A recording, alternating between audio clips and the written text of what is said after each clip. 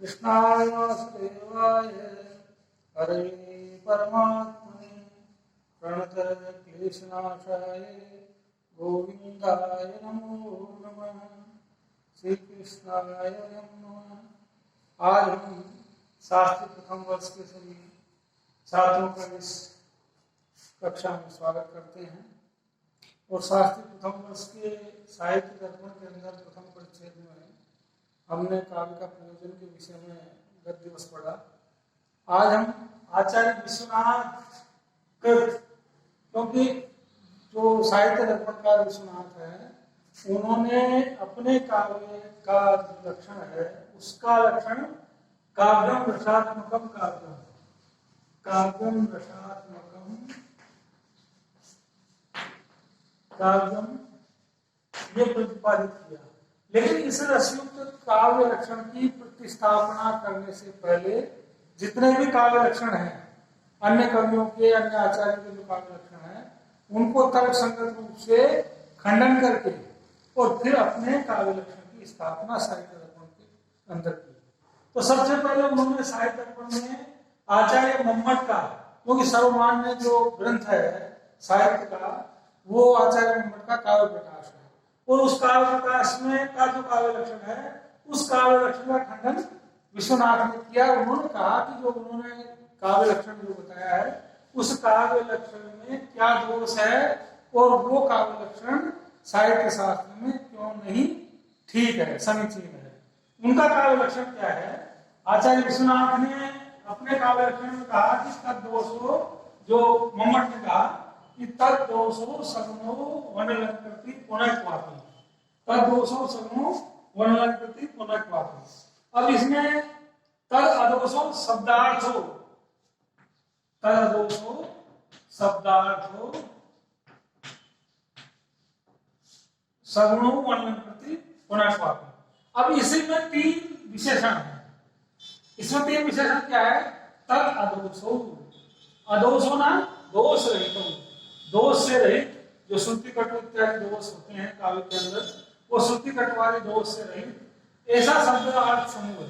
क्योंकि काव्य के अंदर शब्दार्थ शब्द और अर्थ काव्य का शरीर होता है और वो काव्य का शरीर शब्दार्थ हो, ऐसे शब्दार्थ जो दोष से रहित है, नंबर एक। दूसरा है सगुणो वर्णकृति, सगुणो शब्द, सगुणो शब्दार्थ, गुण से युक्त शब्दार्थ और वर्णकृति पुनर्क्वापि, कहीं कहीं अलंकार हो तो भी काव्य है, कहीं अलंकार नहीं हो तो भी काव्य है। अब तीन चीज इन्होंने बताया, सीधा सीधा इस काव्य लक्षण के अंदर तीन बातें हमारे सामने आई। सबसे पहली बात तो आई अदोषो शब्दार्थो काव्यम, कि दोष रहित शब्द और अर्थ काव्य होते हैं। ये दोष रहित कौन से? जो शब्द दोष है, वाक्य दोष है, अर्थ दोष है, रस दोष है, 5 प्रकार के दोष कहलाते हैं काव्य में। और पांचों प्रकार के दोषों से रहित जो शब्द और अर्थ हैं वो काव्य होते हैं। पहली बात तो ये बताई आचार्य मम्मट ने। दूसरी बात बताई सगुणो शब्दार्थो काव्य, गुणेन सहितो शब्दार्थो, गुण से युक्त शब्द और अर्थ हैं वो काव्य होते हैं। माधुर्य आदि गुण जो होते हैं, माधुर्य, प्रसाद और ये तीन तो मुख्य माने हैं। 10 शब्द गुण 10 अर्थ गुण अलग अलग हैं, जैसे 10 शब्द गुण है, 10 अर्थ गुण है। ये वामन के अनुसार है, वामन के अनुसार। तो मूल रूप से माधुर्यादि जो गुण हैं उनसे युक्त शब्दार्थ काव्य होता है। दूसरी बात है।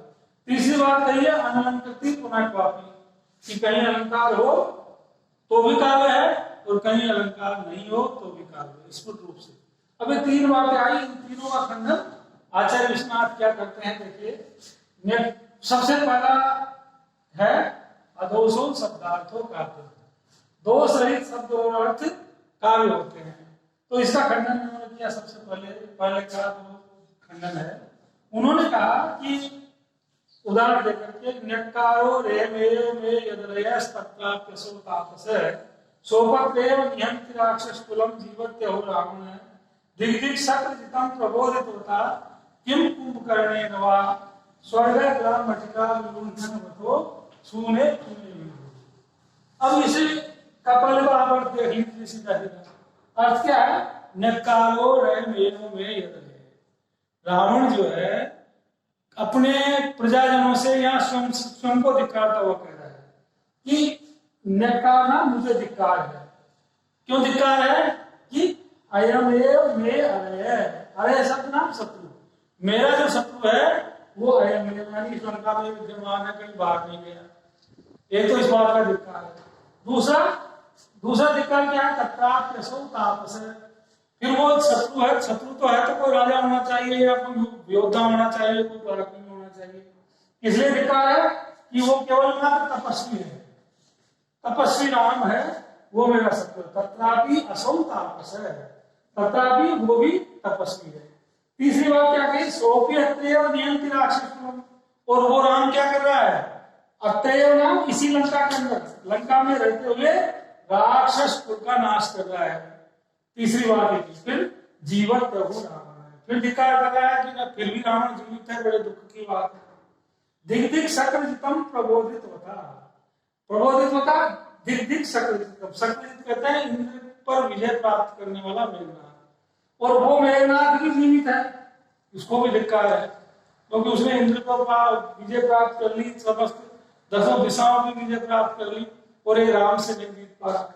और फिर कहे प्रबोधित होता किम कुंभकर्ण, जगा हुआ जो कुंभकर्ण 6 महीने सोता है, 6 महीने जगता है, उससे भी कोई लाभ नहीं है। स्वर्ग ग्राम मटिका विलुंठन वृथा छूले किवे विरुद्धे, कि स्वर्ग रूपी जो ये लंका है, ये लंका को जो है, इस अटिका को छूले किवे विरुद्धे, अपनी भुजाओं का एक खिलौना बना रहा है। तो यहाँ पर देखिए कि मूल बात यह है कि ये आचार्य जो आनंदवर्धन है,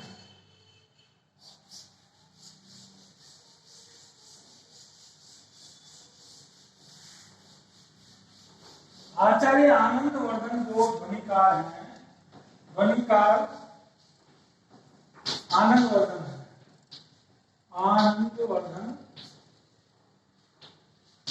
इन्होंने अपने ध्वन्यालोक काल में इस श्लोक को उत्तम काव्य माना है, उत्तम काव्य का उदाहरण माना है, और उत्तम काव्य का उदाहरण माना। लेकिन इसमें दोष क्या है कि नकार है अयम एव, नकार है अयम एव। अब इस नकार अयम एव में क्या है? यहां पर नकार शब्द तो विशेषण है, और ये अयम, ये तो विधेय है, विधेय नकार, और ये अयम उद्देश्य है, और हमेशा उद्देश्य पहले आना चाहिए, विधेय बाद में आना चाहिए। इस वजह से इसी पद के अंदर नकार अयम एव पद में अविमृष्ट विधेयांश दोष है, अविमृष्ट विधेयांश दोष है, विधेयांश, ये दोष है। और यदि दूसरा पद इसी का लें अपन नकार अयम एव के बाद में, तो वृथा छूले, वृथा छूले, अब इसमें जो ये वृथा और छून शब्द है ना, ये समास के कारण, समास के कारण वृथा शब्द को गौण कर दिया है, वृथा शब्द को गौण कर दिया गया। अब इस श्लोक के अंदर मूल रूप से दो अविमृष्ट विधेयांश दोष है, अविमृष्ट विधेयांश, और ये वृथा शब्द को गौण कर देने के कारण समास युक्ति है। इस श्लोक में नकारो में स्वर्ग ग्राम मटिका विलुंठन वृथा छूले, इस पद में विधेय विमर्श दोष है, और परिणाम का यह श्लोक दोषयुक्त होने के कारण काव्य नहीं हो सकता। किंतु आनंदवर्धन ने इसको उत्तम काव्य माना है। यह नकार विधेय है और अयम उद्देश्य है, अतः अयम को पहले और नकार को बाद में आना चाहिए, परंतु रचना वैपरीत्य का कारण ये अयम और नकार शब्द है, ये रचना वैपरीत्य के कारण ऐसा किया है, रचना वैपरीत्य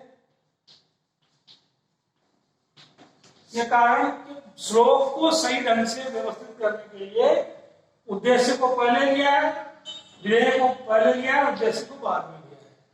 तो यहाँ पर ये दोष है सीधा सीधा। अतः वृथा शब्द विधेय है, समास के अंदर गौण हो गया है यहाँ पर। अब मूल रूप से इसमें अतिव्याप्ति दोष बनता है, जहां उद्देश्य बाद में आए और विधेय पहले आए तो अतिव्याप्ति दोष होता है।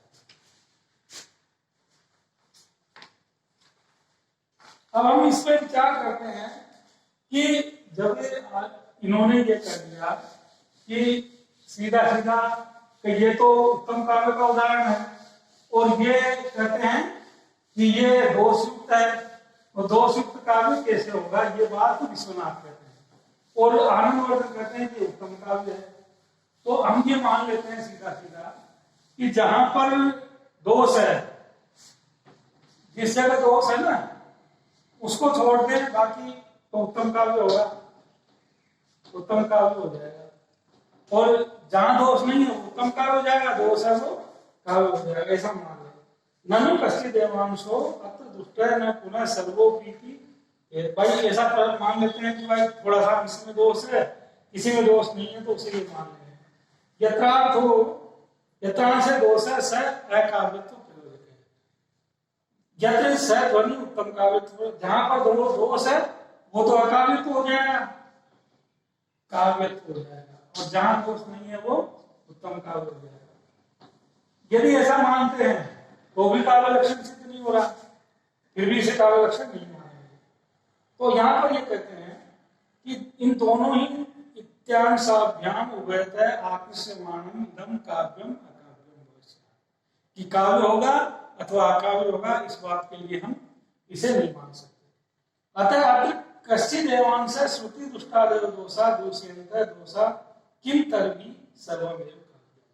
अब यहाँ विश्वनाथ केवल एक अर्थ देते हैं कि काव्य की आत्मा जो है, काव्य की आत्मा रस है, और इस रस के विषय में सबने कहा है कि काव्य से आत्मनि संगीनी, काव्य से आत्मनि संगीनी रसादि रूपे न कश्चित् विमति। रसादि रूपे न कश्चित् विमति। सब रस को काव्य की आत्मा मानते हैं। तो आचार्य विश्वनाथ भी कहते हैं कि यदि काव्य की आत्मा जो रस है, उस रस को यदि दूषित नहीं करते हैं, रस को दूषित नहीं करते हैं यदि ये, क्योंकि उत्तम काव्य के अंदर मूल रूप से रस मूल बात है, तो रस को यदि दूषित नहीं करते हैं तो इसको हम काव्य कह सकते हैं, नहीं करते। सर्वमेव काव्यम तथा काव्यात्मभूतस्य रसस्य अनात्कर्षत्वेषां दोषत्वमपि नान्यते। यदि ये दोष विधेय अविष्ट विधेयांश दोष है, ये यदि उसको दोषित नहीं करते हैं तो उसको हम काव्य ही मानेंगे, काव्य की श्रेणी में मानेंगे, ऐसा इनका तर्क है। कहा क्या है,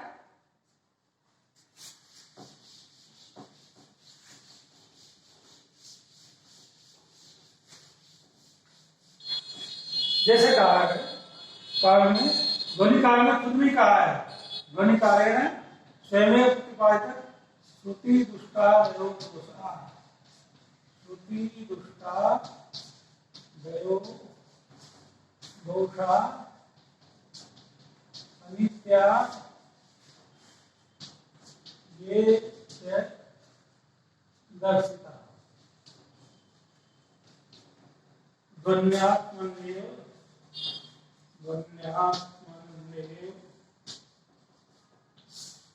श्रृंगारे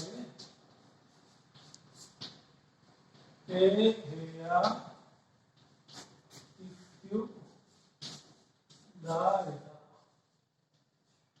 ये शब्द है। उन्होंने कहा है ध्वनिकार में कि श्रुति दुष्टादि जो दोष है, श्रुति कटु दुष्ट या अर्थ दोष, पद दोष, वाक्य दोष, रस दोष, ये सारे दोष अनित्य कहलाते हैं। उत्कर्ष हेतु प्रोक्ता गुणालंकार रीते शब्द कहा कि उत्कर्ष को बढ़ाने वाले जो शब्द हैं वो तो गुणालंकार और रीति होते हैं, और ये अनित्य दोष होते हैं। ये काव्य में हो भी सकते हैं, नहीं भी हो सकते, नित्यता मतलब आवश्यकता नहीं है। तो ये अनित्या एक दर्शिता है। और ध्वन्यात्मक जो श्रृंगार, श्रृंगार इत्यादि जो रस है, उन रसों में ये ध्वनि के रूप में विद्यमान रहते हैं। इसलिए इनको यदि ये दोष श्रुति कटुता दोष नहीं है तो उन्हें भी काव्य मान लिया जाता है, ऐसा ध्वनिकार निकाला है। तो इस वजह से जो विश्वनाथ है वो भी कहते हैं श्रुति दुष्टार्थादये दोषावृता ये श्रृंगारे परित्याज्य, श्रृंगार में उनको परित्याग कर दिया जाता है। यदि लक्षण में इसमें नए प्रयोग दिए थे। अब बात आती है कि चलो ठीक है, ये मान लिया हमने कि दोष किसी प्रकार से दूषित नहीं कर रहे हैं तो भी काव्य है। तो यहाँ पर ये कर देते हैं दोष नहीं है तो भी मान ले, नए प्रयोग किए थे तरी ईसा दोषों शब्दार्थों काव्य। तो फिर हम क्या कहेंगे, फिर लक्षण बन जाएगा ये अदोषो शब्दार्थों की जगह अदोषो शब्दार्थों काव्य। इसकी जगह क्या बन जाएगा, ईसा दोषो शब्दार्थों काव्य। ईसा दोषो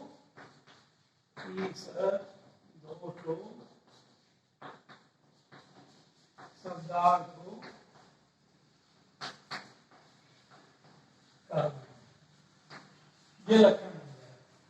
अब इस लक्षण में भी क्या दोष है देखिए, तो इत्युक्ते निर्दोषो काव्यत्वं न भविष्यति, ये तो दोष है तो काव्य हो ही नहीं सकता। जब हमने कह दिया लक्षण मान दिया कि ईसा दोषो शब्दार्थों काव्य, ईसा दोषों की जगह, तो फिर तो जिसमें दोष नहीं है कतई वो भी काव्य नहीं होगा।